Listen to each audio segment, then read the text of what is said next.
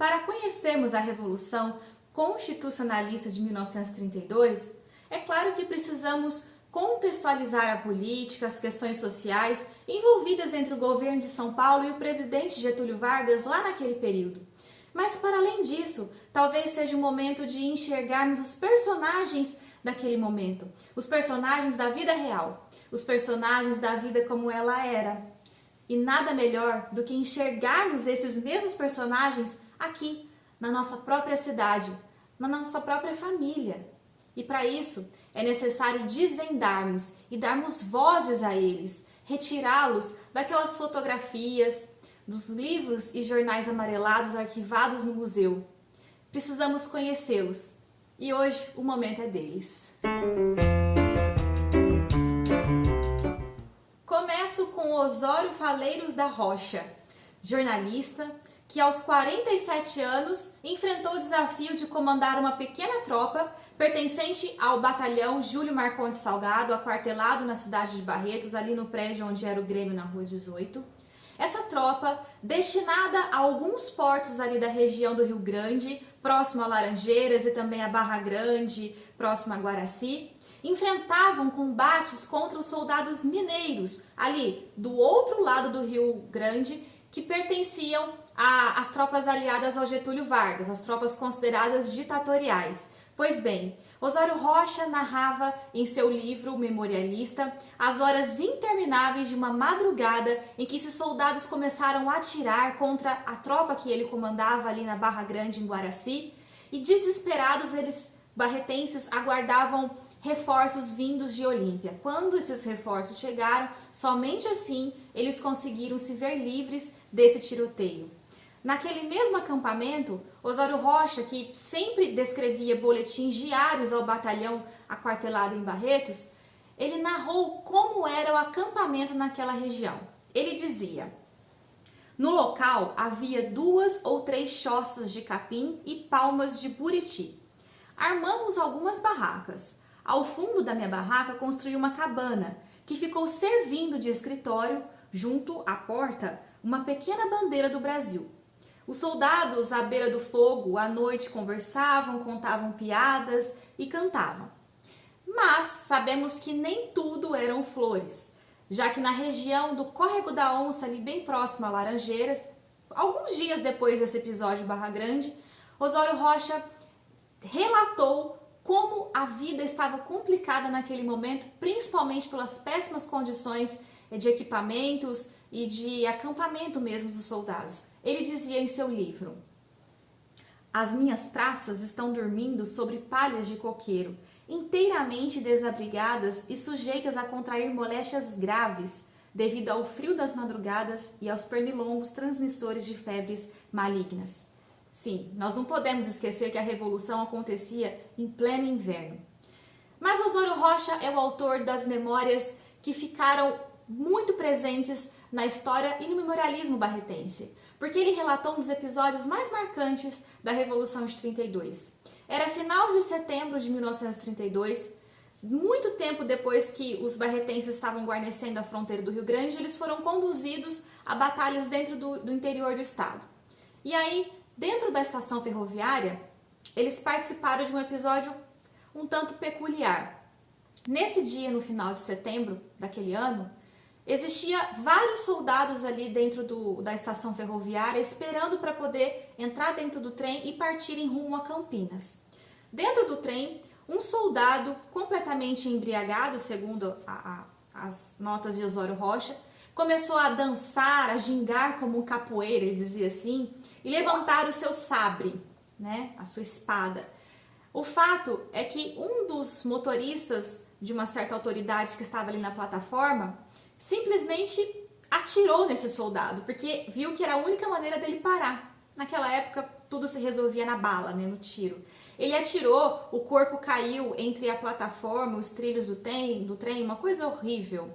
O problema foi que quando ele atirou, isso despertou nos outros soldados um possível tiroteio, um possível ataque, e aí começou um tiroteio dentro da estação ferroviária. Esse tiroteio ficou conhecido em alguns registros memorialistas como sendo causador de uma marca que existe em uma das grades na estação ferroviária. Uma dessas grades existe uma perfuração e acredita-se que tenha sido por conta desse tiroteio.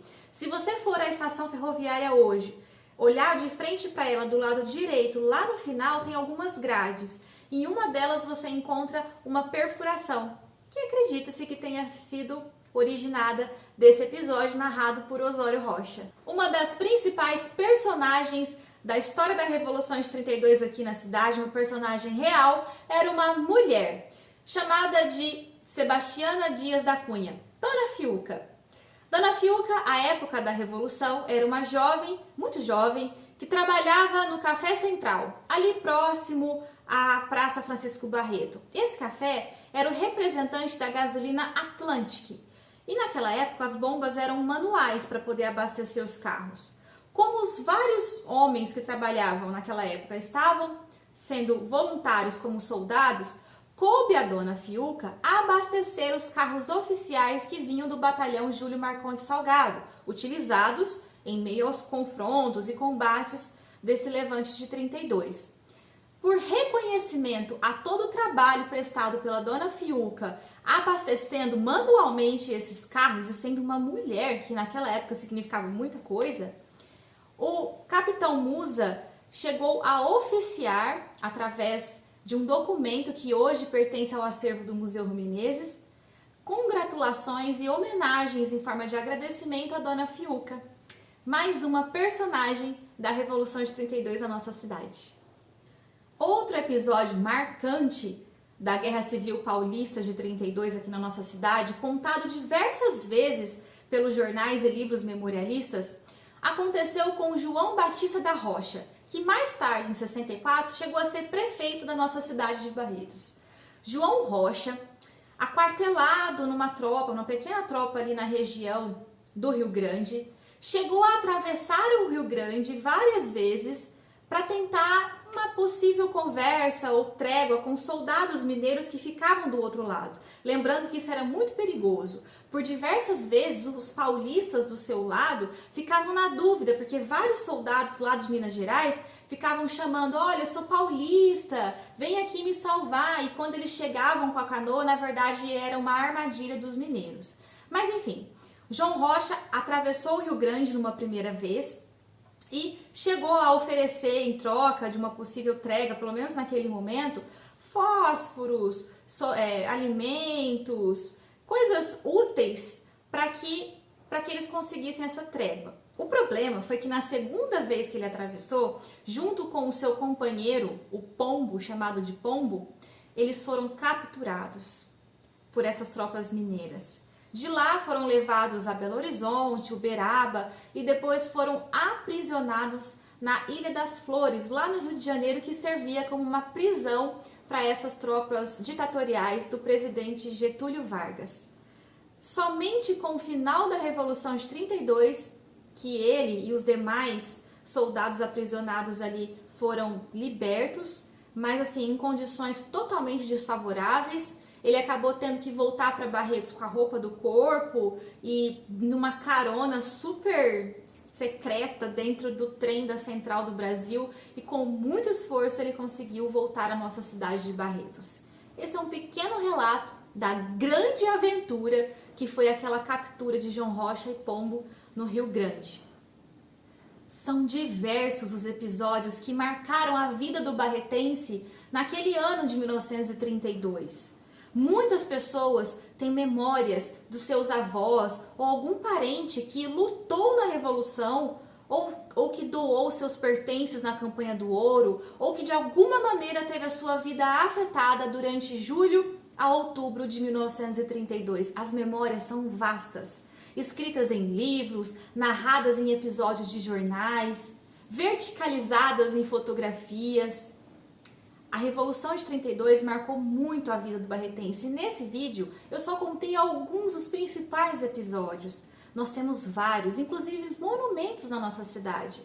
A Praça 9 de Julho, hoje ali na Rua 34, onde ela se estabelece, possui um monumento em homenagem a esses soldados constitucionalistas. Barretos marcou diversos episódios. e nós precisamos conhecê-los. Quem sabe em alguns outros vídeos desse mesmo espaço. Por isso eu agradeço a sua presença até aqui. Peço a gentileza de me ajudar a divulgar esse espaço, esse canal, compartilhando esse vídeo, se inscrevendo, ative o sininho de notificação para você ficar sabendo quando eu colocar novos vídeos. A minha intenção é mostrar como que a história das cidades pode contribuir na composição da história do Brasil. Muito obrigada até aqui e até a próxima!